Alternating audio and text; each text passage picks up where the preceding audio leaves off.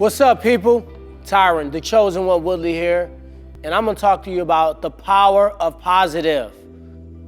How to stay positive. You know, I live this day by day, constant politics, constant bringing yourself up, being beat down. You have to find a way to kill people with kindness, how to do it anyway when you don't feel like doing it. For me, myself, being positive is everything. They're like, why is Tyron so positive when he should have had this title shot? Why is Tyron so positive when he's obviously the next in line? Why is he so positive when he's been manipulated, taken advantage of, and put in the back of the line? You kill people with kindness until you get to where you want to be.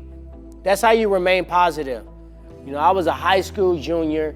I was, aspiring to go to big universities, University of Nebraska, University of Missouri, Northern Iowa, and I went into the administration office and I said, hey guys, I want to submit myself in my application to this university. Can you help me out? They grabbed this application and said, oh, you're applying to the University of Nebraska. They said, you won't make it there.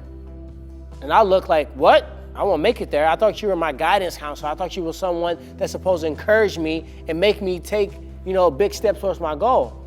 So they told me I wouldn't make it there because I was from a predominantly African-American school and I didn't have enough diversity and I wouldn't be versed enough to make it in that environment and that I would fail. So what I told that person is, at a young age, 17 years old, wet behind the ears, I said, with all due respect, ma'am, all I need you to do is process my application. My entire life I've been told that, Tyron, you won't be able to make it to the top. You can't be a world champion and own a gym. Well, right now I'm sitting in my gym and I'm a fight away from fighting for a world title. I've been constantly having to prove people wrong. I was in 8th grade, guys, and a wrestler came up to me and told me he was a state champion at my high school. I looked up to this guy. He walked up to our wrestling practice and he said, guys, man, I was a state champion at this school. It wasn't a state champion 25 years before me. It took 25 years for a state champion, and it might take another 25 years to have another state champion. You know what I did? I looked at him, I said, you know I'm going to that high school, right? I took it personal.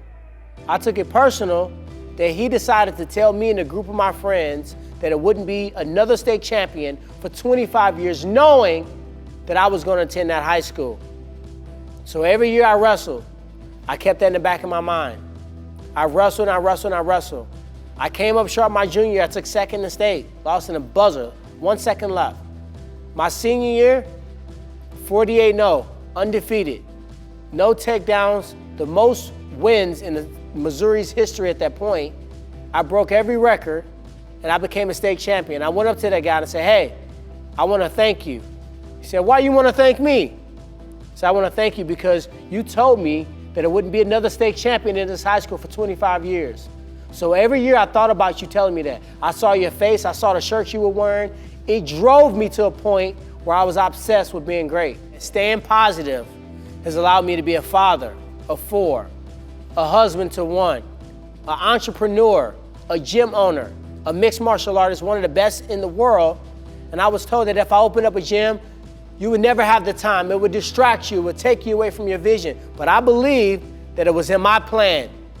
I believe that my plate included owning the martial art academy, being a father, mentoring other athletes, taking time out to go and speak to our youth in high schools, mentoring, encouraging, motivating. And at the end of the day, they all connect together, all by being positive. You can't see the light at the end of the tunnel if you're focusing on your current situation. Sometimes when you're on the brink of a breakthrough and you're about to break through that wall and you're about to do the thing, you feel like you're on the brink of a breakdown. You have to stay positive and remember the promises that you have for yourself. The goals that you set are realistic. The time frame that you put on these things are still within your reach. You have to remain positive until the last minute. In our sport, I've seen fights change in the last second. Completely a shutout, 3 rounds to 0, and all of a sudden, someone sinks in a rear naked choke. Someone lands that one right-hand punch to send a person down to the canvas, and everybody's in uproar. That person never gave up hope. They never thought it was over with. They never thought that the lady was about to sing. Take that mindset, guys. Be great on purpose, be intentional, and that's how you leave a legacy behind.